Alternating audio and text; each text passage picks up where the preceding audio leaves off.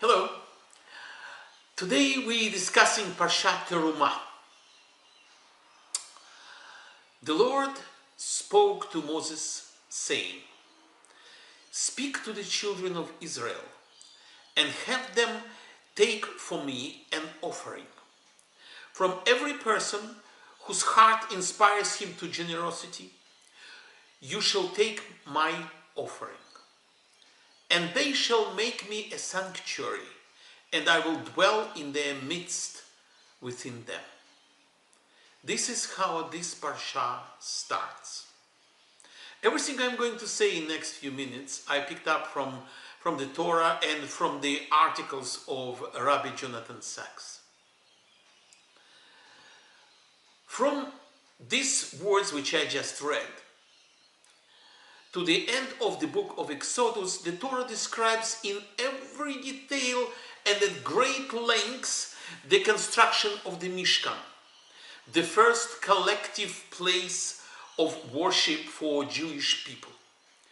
Precise instructions are given for each item of the tabernacle, for the courtyard, for the holy, which is the central part of the tabernacle, and for the Holy of Holies, where the actual ark is kept with the Torah.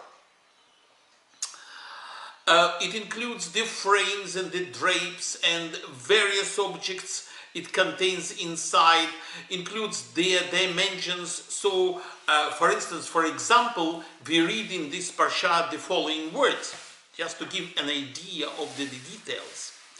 "Make the tabernacle with 10 curtains of finely twisted linen and blue, purple, and scarlet yarn, with cherubim woven into them by a skilled worker. All the curtains are to be the same size, 28 cubits long and 4 cubits wide."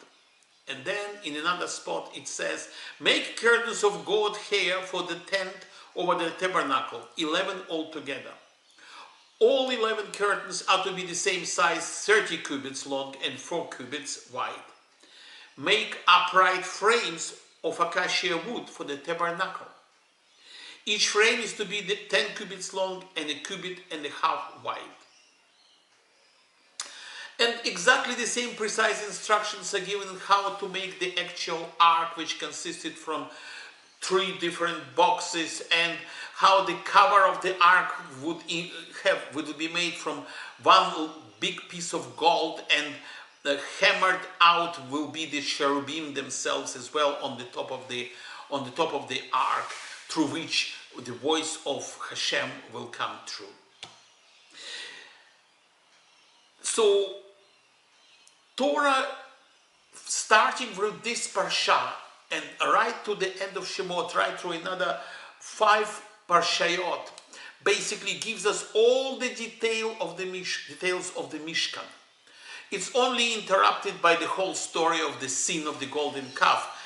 The rest of it are precise instructions regarding the Mishkan, the menorah, the bread table, everything else, and the Mizbeach, and everything. The thing is that the creation of universe takes a mere 34 verses in the Bereshit.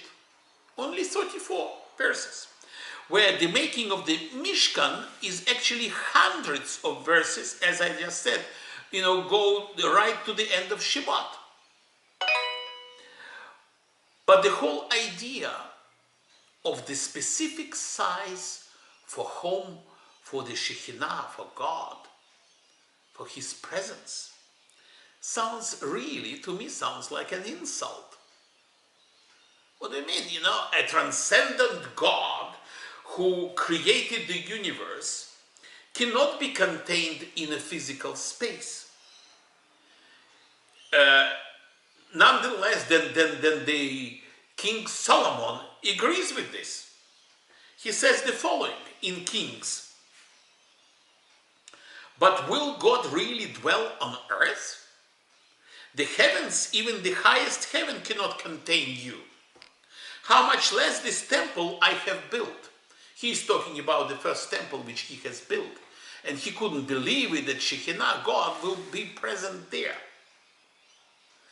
So it all really, on the surface, it all really doesn't make sense. What the difference it makes, whether the tabernacle was large or small, either way, it's just a symbol, a focus for the divine presence, and this is, which is everywhere. And, this particular Mishkan is a place wherever human beings open their heart to God. And really, its dimensions and how it's positioned and how everything is done in there and how it looks, it should not really matter. Or is it? You see, creation of the universe is how God created the place for us humans to live in. And Hashem, he actually knew what he was doing. He had the Torah as the blueprint, because Torah existed well before the universe. So it was his blueprint. And he didn't need lengthy instructions to do that. However, as a parallel to that, and there are many, many reasons to believe that the whole set of instructions for the Mishkan and the whole concept of building the Mishkan is parallel to God creating the universe. Our sages providing numerous evidence to that. So, Jews building the Mishkan is the project of people building the place for God. It was a collective project of the people of the covenant in order to unite them, first of all. But on top of that, it was like a small corner universe of the universe created by human beings in total obedience to the will of Hashem. You will say, all right, okay, total obedience, we understand. But again, why it should be that precise?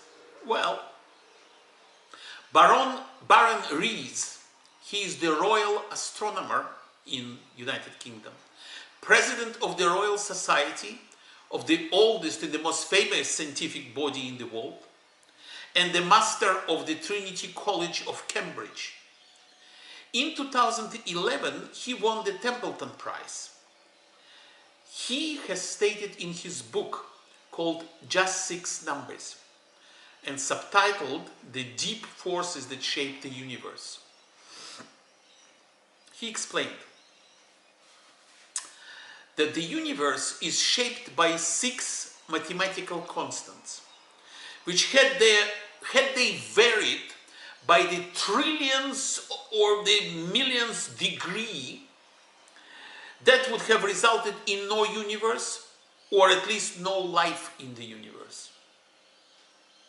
Had the force of gravity been slightly different for the whole universe, not only for the planet Earth, for example, the universe would either have expanded or imploded on itself, which will preclude formation of stars and planets.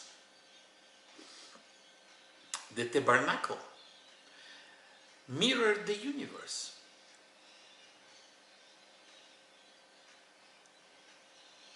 And it tells us that we people, we too can be creators of the universe, but only if we follow the will of God.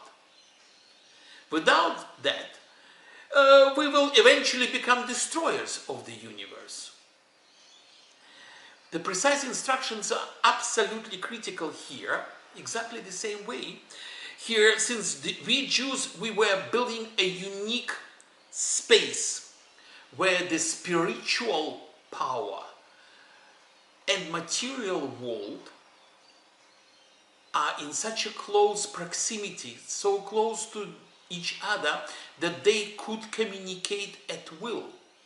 We know very well that in the tabernacle, Kohen Gadol was going inside the Holy of Holies once a year on Yom Kippur, and the voice of God was communicating with him from there, right there. We know very well that right through the 40 years of Jews traveling through the desert, Moshe was communicating with Hashem at will. The meaning of the tabernacle was not that God lives there and not elsewhere. It is that God lives wherever we subordinate our will or our ego to His. The tabernacle symbolized in space the place where God's will reigns supreme. People create space and then God fills it in. As an example, every little synagogue in the world, they are those spaces which people have built and God fills them up. And that's why every synagogue is a spiritual place which we come to whenever we want to talk to Hashem. God creates order in the natural universe, and we are charged with creating order in the human universe. And that means that we must take care in what we think, what we say, and what we do. And maybe what we should prevent ourselves from thinking, saying, or doing. And this is what this Mishkan is all about. Thank you very much. I will see you in the next parsha.